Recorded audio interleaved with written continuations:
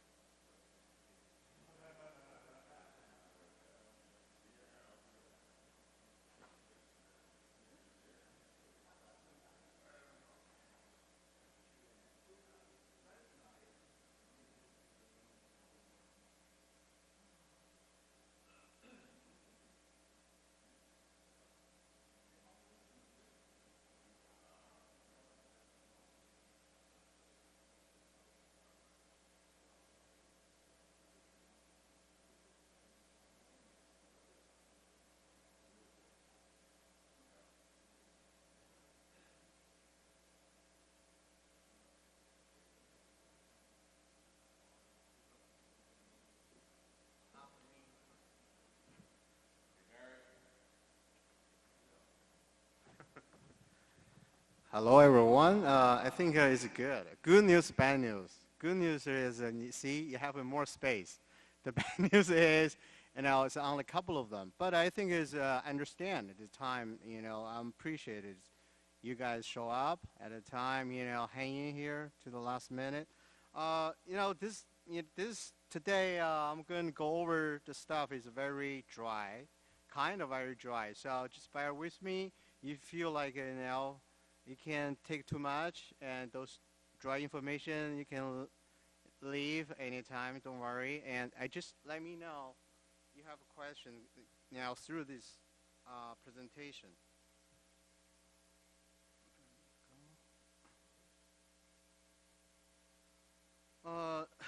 The reason that I like start this presentation with is a comprehensive review on the China current education modernization and policies and the development is because this is just freshly come out, this new policy. So this is really targeting for those and international peers or the partners who are looking for making some partnership or engage some educational engagement or collaboration with China. That would be very good because this is the trajectory of the future China education. That's where it goes. So I give a quick start about how I'm going to present it. They're going to be start with the introduction, understand this background about China, their land, people, and also the economy. So you have a better understanding the background of China. I think a lot of people have not been to China, so it would be good have some information before you get to know how that system runs, educational system runs in China. So a little background, and then I'll give you a roadmap to the China education modernization and its policies. And then we're going to go, how did we cultivate this global partnership? So I personally working for the CSE, which is Chinese Association for Education, which is associated with Ministry of Education. I used to work there, and then I work in the a couple of other nonprofit organizations and international organizations as well. So I have a very close ties and networks and experience with domestic administratives and as well as international organizations. And so also we're going to go over some challenge and opportunity for the bilingual education because this is where we're come here for. This is bilingual education. It's NABE, the National Bilingual Education Association. So it is a focus on this bilingual education, which is also my interest area, bilingual education. And then we're going to go over some international projects we initiated. This is a very interesting. Also, the bilingual education currently, how that happened in China. Just quickly, and if I have a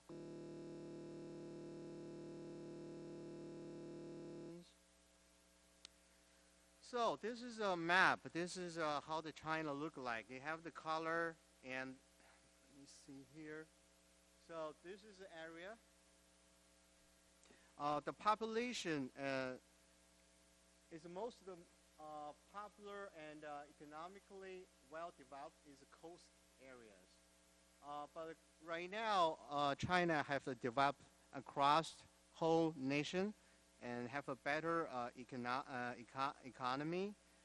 So China is shifted. So in the east of Asia, is on the western coast of the Pacific Ocean. So China's provincial administrative regions comprise of 4 municipals, and which are Beijing, Tianjin, Shanghai, and Nanjing. There's 4 municipals. and directly under the control of the central government. And they have a totally 23 provinces. And so this gives you a general picture about China. We're not going to go too much into the detail. And the population. So this is by the year 2017. There's 1.3 is almost 1.4 billion people, and by the 2017. And the economy, this is really a boom. On the economic form, China has made us a lot of progress as a result of its economic reform. And you can see from the data quickly, you see the growth. And by the 2018, this is the GDP is grows up to the 90 trillion. So this is give a great economic support for the reform of its education. So they have a strong financial and funding to really support its change and the transformation of and the reform of its education. And a quick review of, on the Chinese education system. It's slightly different from United States. They start from kindergarten, usually 3 to 6 years old, and then they go to the primary. The primary years, the years range is between the 6 to 12, and this is 6th grade. And their junior middle school, which is 3 years. Usually the age range is 12 to 15. And then they take an exam called the 中考, which is to take the exam and go to the senior high school, which is 3 years as well. And after 3 years, which is going to take another exam, college entrance exam, is called the 高考. And I know the system here is different, and because here is 3 years in junior high, 4 years in senior high school. And then we just give a quick review on this National Higher Education Entrance Examination. This is very important for the Chinese students, and this is standardized exam inside the provinces. Usually consists of 4 subjects and take 2 days. Some provinces has their own examinations. They develop their own examinations. The background about the China education modernization. China, you know, is one of the oldest in the Asian civilization. So the most famous and the educator in China is Confucius. I think a lot of people heard his name. And China is a national with its ancient civilization, as well as the largest developing country in the world. The idea and ideology of education has profoundly rooted from its ancient culture and history. This is one of the examples. The great China Asian educator and thinker Confucius had addressed that the significance of education. It's called education for all. Education for all actually is one of the propaganda for the UNESCO. This is education for all, and actually back then in ancient time, Confucius already raised this idea for education for everybody, and a quote from him that education should be provided for all mankind without distinction between the social classes and races.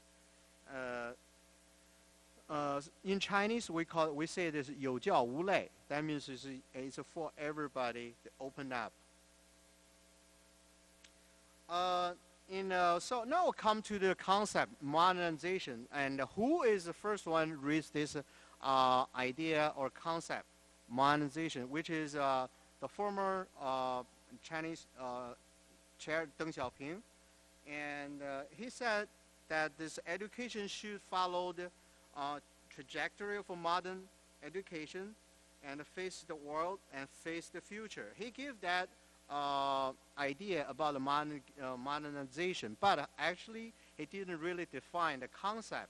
How you really define in terms of modernization, and so we actually later the scholars in China, they define, most of them they define this the concept modernization actually is an ongoing process that really adjusted on their system for the developing of the society, and that is really the concept of modernization. It's an ongoing process and is always adjusted and to really serve the needs of the social development. And also at the same time, right now they have a called Education Information 2.0 Action Plan. This is in the 2018 and released by the Chinese government, because of this new action plan, and China, they are started kicking off their changes, reform of an education. They have three areas, and they are really developed in the three specific areas. One is they call the technicalization, smartization, and intelligentization. So this is kind of difficult to really pronounce it, but this is the three areas they are trying to develop. And technicalization is more like you doing the AR technologies, and smartizations is the way how you're gonna change and doing the display using the technology, and then intelligization is referring to the AI, artificial intelligence. So in the three areas. For bilingual education, so language intelligence is a form of smartization for linguistic information process by emulating, analyzing, and processing human intelligence through the information technology.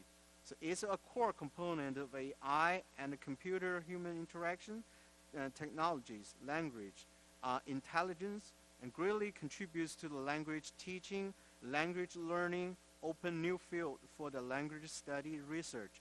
It's going to play a critical role in the modern education.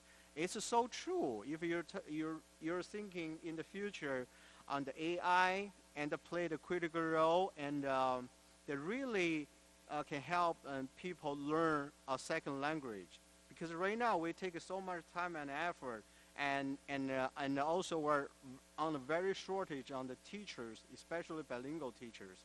If we have the AI technology kick it in and help you, the teacher, to really accelerate their teaching, and also help students learning, and that make a tremendous, especially in terms of linguistic, and the machine can identify your accent and help you to correct it. And because right now we have to transfer the code, and this takes so much time and effort right now working on this coding. You convert this and the language into the coding and computerize it. And so right now it's not really get there yet, but I think it's not long from now. Everybody can learn and through the machine under the facilitation of the teachers, and that make a tremendous transformation and changes. So and China Education Modernization 2035, this is just released the new policy in this year, and this is again, if you want to work with China and the China partners and the government, and this is the Bible you have to really follow. This is the guideline, and give you a clear cut and what really the China government can put their time, effort, and funding on those areas listed in this development agenda. This is Modernization 2035 is designed with a global perspective, Education 2030 framework. The previous one, they have one they call the 2030. And right now they make it the longest ever for this modernization guideline. It's about over the 15 years timeline, the time frame. And for the action at the World Education Forum by the UNESCO, and also this is a plan, the modernization 2035 plan or say agenda. Is also there take some references from UNESCO, also another a great book called Rethinking Education. Rethinking Education. This is published by the UNESCO. So this is really give this whole plan an international and global perspective, as well as and based on the China their own education current core. And in 2019, just China just released it. This I said, referring this is China education modernization. This is the guideline for China future of education, an important plan that's jointly issued by MOE and the State of Council. So there's by two, one is the central government, one is the Ministry of Education. So two administrative department, and so you can see how important and critical for the China.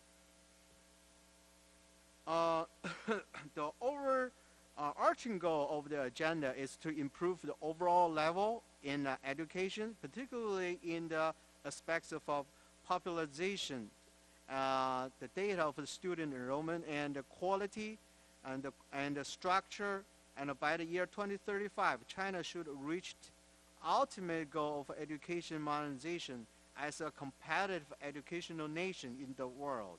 In order to fulfill the goals, a guideline is delimited as follows. I think if I go over all of them, they probably take too much time. I will go over all those bullet, and then there are a couple of them I want to go to a little bit of details because they are really related to the international collaboration and also their own education system. So that gives you a better understanding how they're going to work for you and your collaboration with the China partners. Guideline of China Education Modernization 2035, the categories. The first one, study President Xi Jinping's thought of a new era socialism with Chinese characteristics. Develop world advanced education featuring in the Chinese characteristics. Implement the fundamental task of a character education. We see this is 立德树人. This is the way we are the moral and to strengthen the overall quality. Establish the education concept, the health first. Comprehensively strengthen the school sports work. Comprehensively strengthen and improve the school aesthetic education. Carry forward the hardworking spirit, and the like kids are working hard and they do their own things, and strengthen the competencies, hands-on ability, collaborative ability, and innovative ability. And improve the quality system of education standard. Formulate educational quality standard that cover the whole school, reflect the world's advanced level. So that means there are international organizations or institutes you can collaborate somehow to with your China counterpart and to develop their curriculum, meet the needs of the different levels of education, clarify the core literacy requirements for the students, improve the quality standards for the preschool education. So preschool, kindergarten, early childhood is the main focus for the China. That's in line with the agenda of UNESCO, is SDG 4, I believe. English and establish and improve the quality standards of all subjects and physical health standards throughout the primary and the secondary school levels. And so in China, they are really right now focused on the PE class, and they want the students have a strong, not the spirits, but also the strong body, and improve the quality of standard for the training of the vocational education talents, and formulate the quality standards for the cultivations of diversified higher education talents that closely fulfill the needs of today's development. Strengthen the development of the curriculum textbook system. Scientifically plan the curriculum of the primary and the middle school, clarify the curriculum standards, make a full use of modern information technology, enrich and innovative the curriculum. So right now they are really opened up. They want their kicking in more technology. They want to make the curriculum more innovative. So they are really opened up and for the new and advanced curriculum. Establish a standard system and flexible adjustable mechanism for the school running standards with resources such as teacher allocation, per capita funding, and the teaching facility and equipment as the core. And strengthen the development of a curriculum textbook system. Scientifically plan the curriculum of the primary and the middle school, classify the curriculum standards, and make a full use of the modern information technology. And construct and complete a national textbook system with a focus on overall the planning and supplemented with a localized adjustment. And so this is in the different areas, including the textbook, the curriculum. And innovate talent training strategies and implement teaching methods such as heuristic, inquiry, participatory and collaborative, and other teaching methods such and optional classes system, elective courses, and cultivate students' innovative spirit and practical ability. Strengthen the development of campus culture, address the importance to parenting education and social education. Build a monitoring mechanism for the education quality assessment, establish a more scientific and fair examination evaluation system, and establish quality feedback monitoring system for the whole process and all around person training. And the three, and promote a high level and a high quality popularization of education at all levels.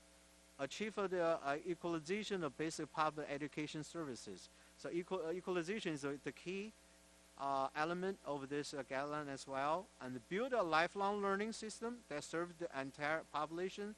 So in this, the modernization agenda to address the lifelong learning. This is the key, one of the key components, lifelong learning, which is associated with the UNESCO overarching goals for the sustainable development and improve the ability to cultivate the first-class talents and be innovative and build a team of highly qualified professional and innovative teachers, accelerate education reform in the information era. To write a new chapter of education's opening to the outside world. So this has come to a very important part too. This is really referring to how they review and the action they're going to take and the policy they design for the international and globalization and collaboration. A total of 13 items specifically and to comprehensively improve the level of international exchange.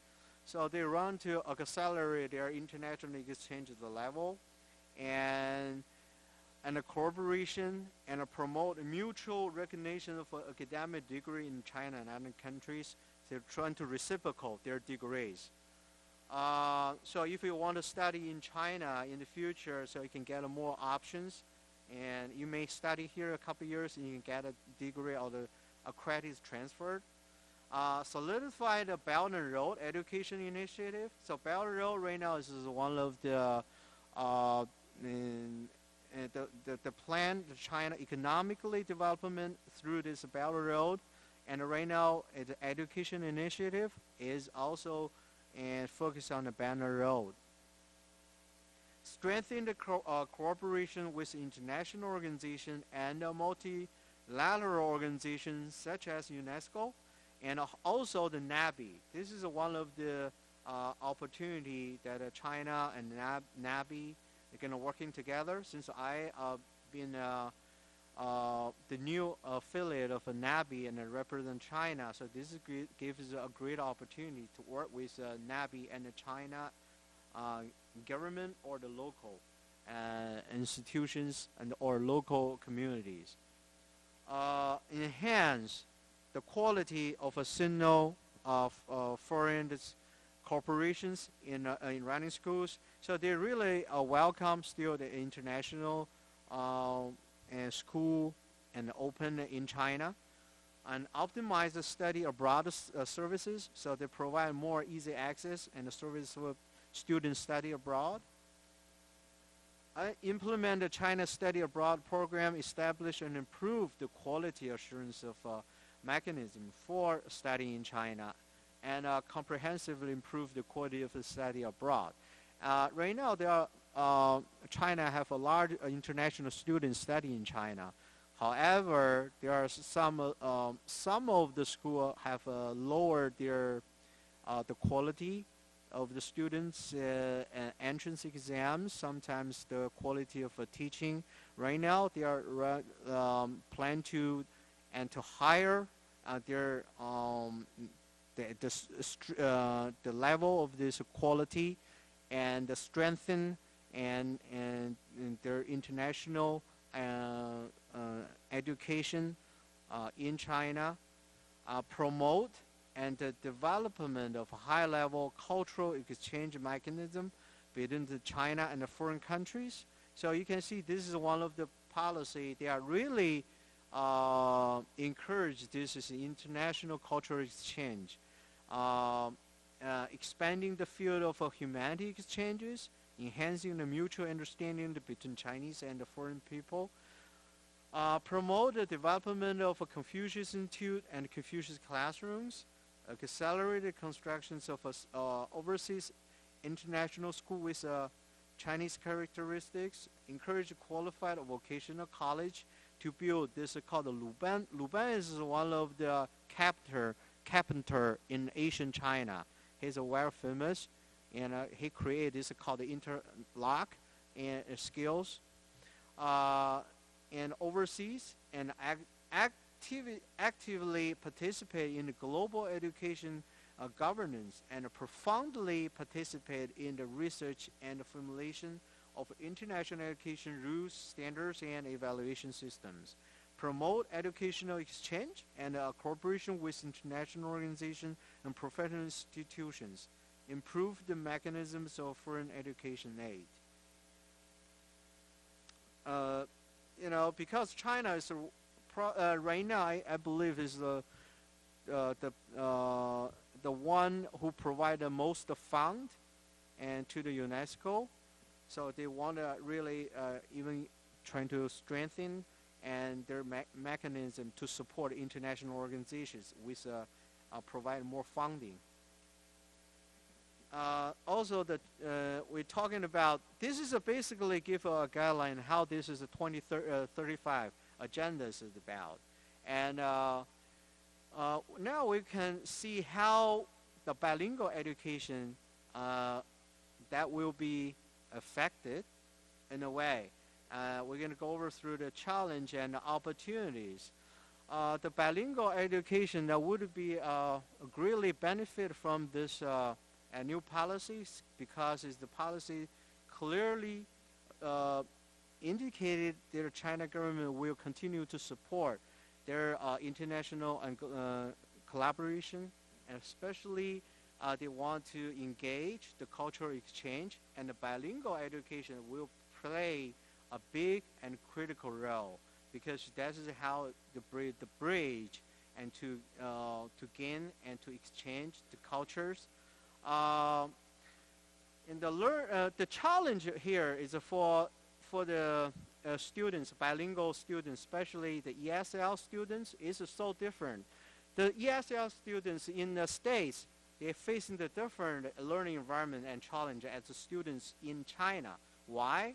The reason being is that in the States, the students probably they are, if English is their second language, however, the language which is most likely uh, uh, is English, so they can easily or more opportunity to learn English, and but however, the situation is opposite in China. Even though they are also labeled as ESL student, but however, the situation is completely different because there are no official, their official language is not English. So they're just they learn these things from the scratch. They know much of a support. All of those ESL strategies that probably they're targeting or designed and tailored for the students are in the English-spoken country. So that not gonna work sometimes for the students. So this have the biggest challenge for those students. They want to learn English as their second language. They have the new model, new methodologies, new design development for those students. Also the shortage.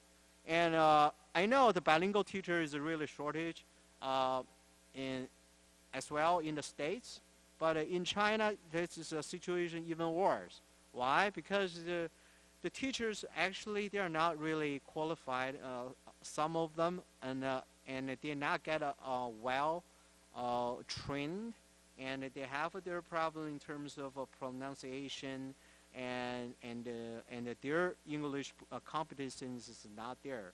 So I guess their students will suffer and that consequences. So there's why we say we need to really take a serious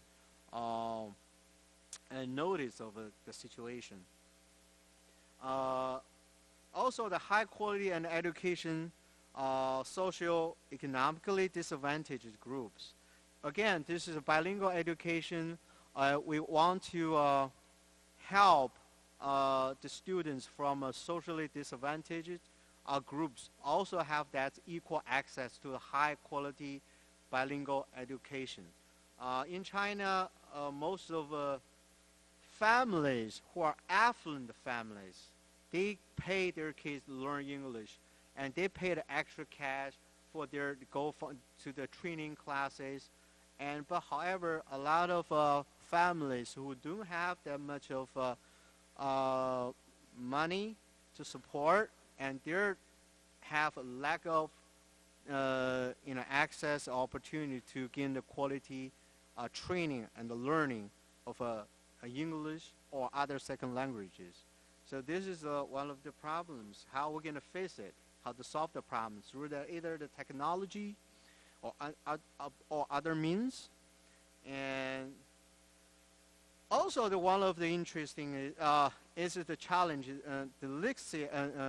dyslexia for the bilingual students, because it is sometimes we can be overlooked by the bilingual, for those, if English as their second language, they may not consider as dyslexia. Rather, they may think because English their second language, so they don't really realize they have the same problem. They need, so therefore, we really have to give more attention and focus on those ESL students or bilingual students who are learning the second language.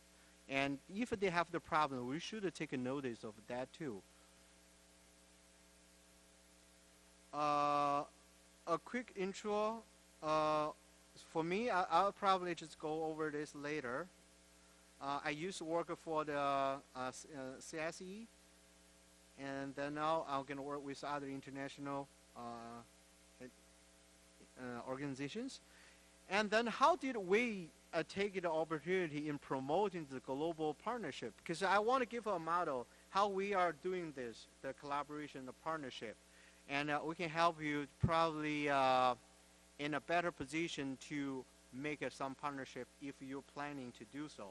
And how we are, what the strategies we're using, and what the plan we do, and to accommodate it, our partnership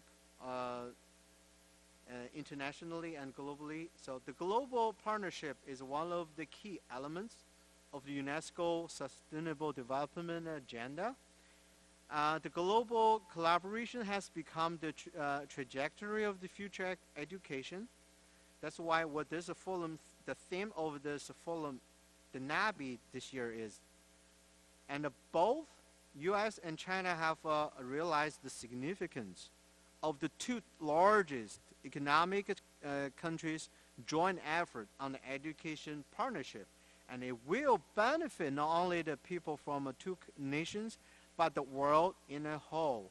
And the global partnership for the 21st century should be more innovative. Being innovative has to be accustomed to the needs of a social development and a foreseeable future. For example, we are currently moving from the industrial society to a knowledge society, and also the information society age. So therefore, the modalities of partnership have to some way have to change to meet its new demand.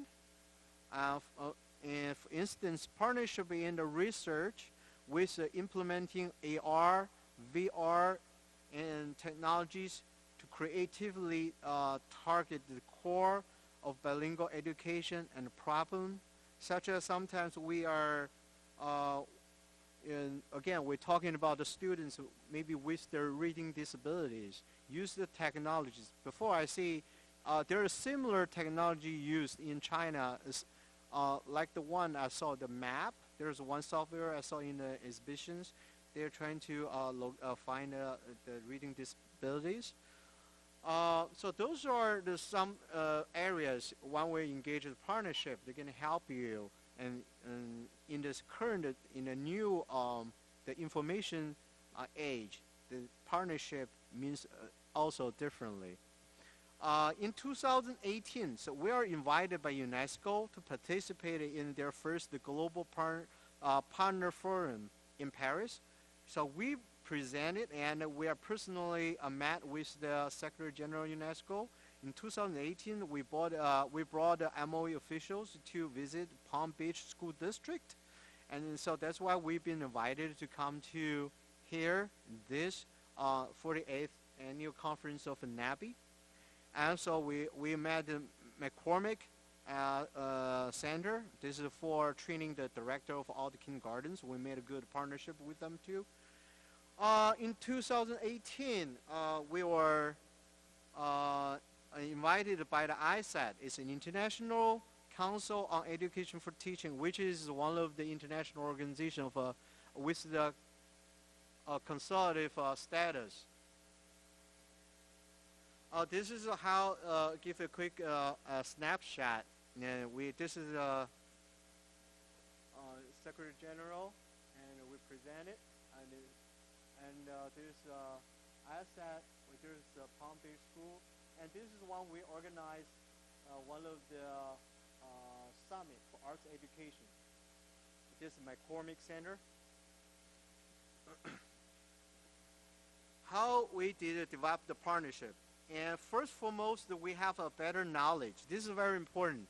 If you develop a partnership, you have to understand and have a better understanding the systems, how their educational policies, and how they run their education systems, and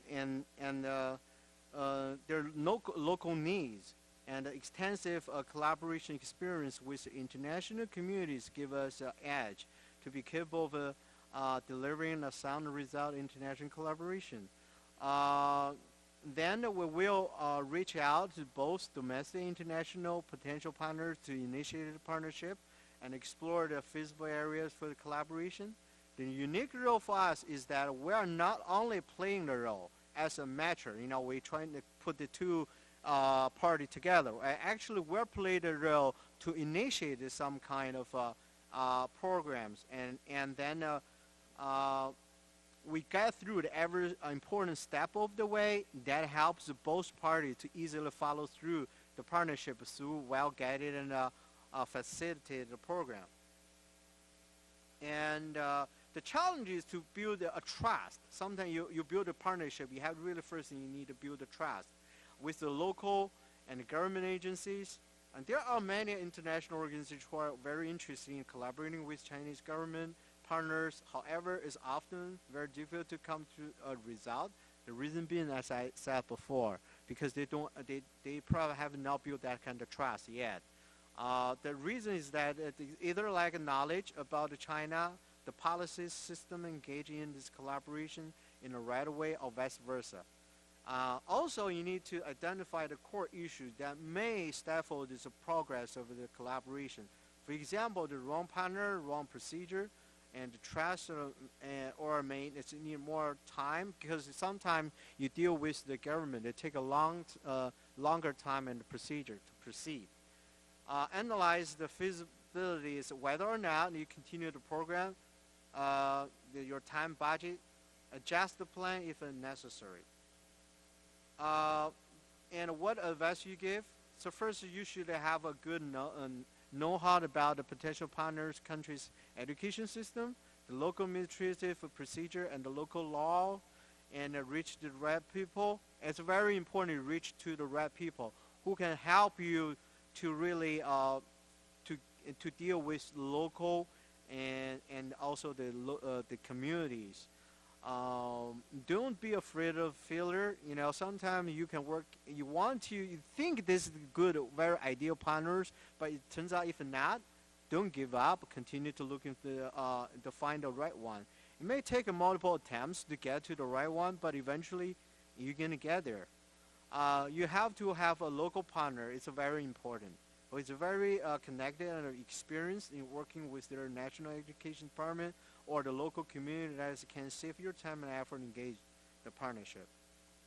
My imminent goal is to establish the partnership with the bilingual education organizations, institutes, educators, or anyone who is interested in the bilingual education. Work with NABE to build a bridge to the China bilingual education. Additionally, we're looking to develop a sustainable, high-quality, equal, and innovative bilingual education to fulfill the needs of bilingual learners, particularly in the early childhood bilingual education, dyslexia, and innovative teaching strategies, and innovative way of global networking. And that's it. That's my presentation. Thank you, everyone. Thank you.